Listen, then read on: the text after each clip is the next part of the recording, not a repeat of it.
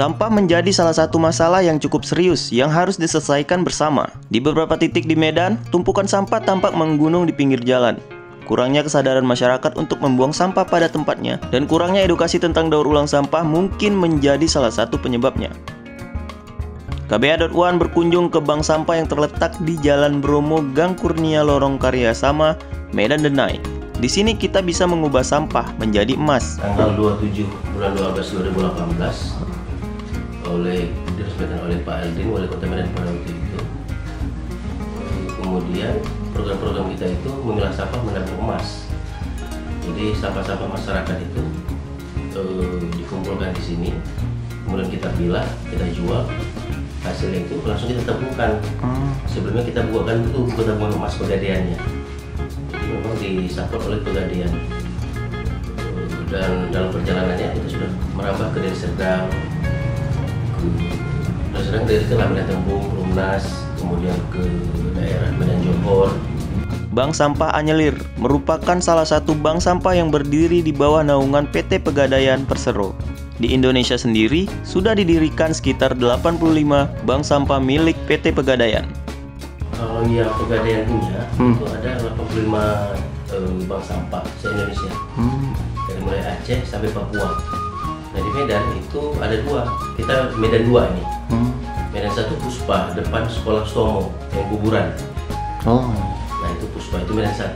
Tapi awal terbentuk itu kita. Setelah itu menyusul yang di Danau Toba, kemudian di Ranto, kalau Banda Aceh duluan lagi.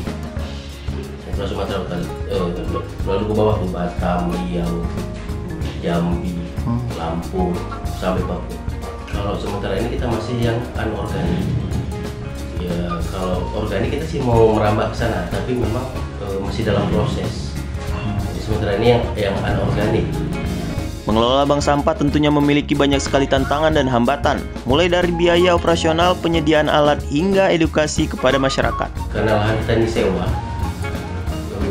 alat kita itu untuk produksi sampai saat ini belum bisa turun. Jadi saya sudah menyurati Dinas Kebersihan, DLH, minta diberikan lahan Pemko. Jadi kalau sudah dalam Pemko, kita bangun, itu bangun juga bisa dari Pegadaian, bisa dari Unilever. Itu akan turun alat itu. Jadi kita selama ini kan hanya mengambil sampah, memilah ke pengepul. Jadi tidak efisien dia. Jadi maksud saya mau ubah mindsetnya ini dari mengepul ke industri. Tapi itu terhalang oleh lahan yang masih sewa. Ditambah memang kita sampai saat ini belum menerima operasional apapun, baik dari pemerintah atau instansi lain yang terkait. Biasanya dari Dinas Kebersihan, dari DLH gitu kan. Itu belum ada yang terima. Jadi masih bersifat mandiri. Mau tidak mau 15% dari sampah dari masyarakat untuk kebutuhan transportasi, minyak beton, listrik, konsumsi kita di sini kali lah siang gitu kan. Sementara begitu, memang itu jadi kendala lagi. Artinya masyarakat akhirnya kecil yang diterima karena harus kita ambil. Di sini nasabah kita sekitar 200 kalau yang di Medan Denai. 200 itu sudah terbentuk buku tabungan Pegadaiannya, sudah ada.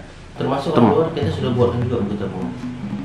Kemudian kita juga bermitra dengan Roda Hijau. Ini dia baru datang.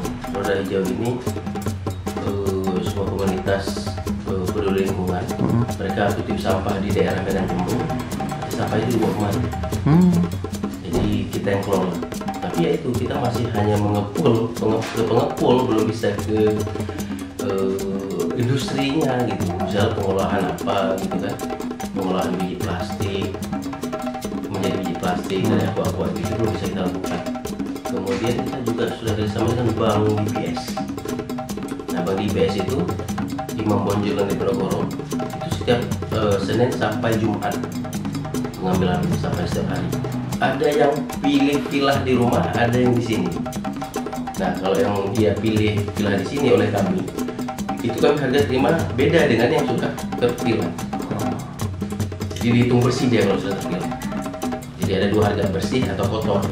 Harapan kita sebenarnya kita juga salah satu katakanlah yang membantu program pemerintah dalam segi kebersihan.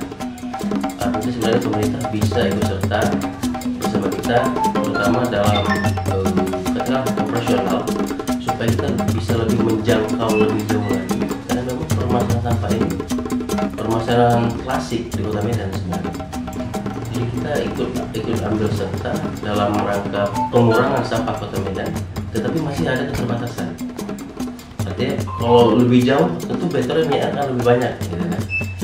Kemudian karena ini kita juga sudah setiap hari,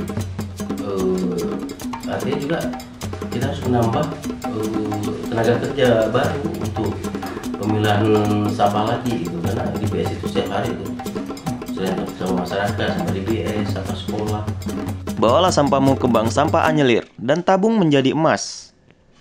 Gandhi Muhammad, Sumatera Utara untuk KBA.One.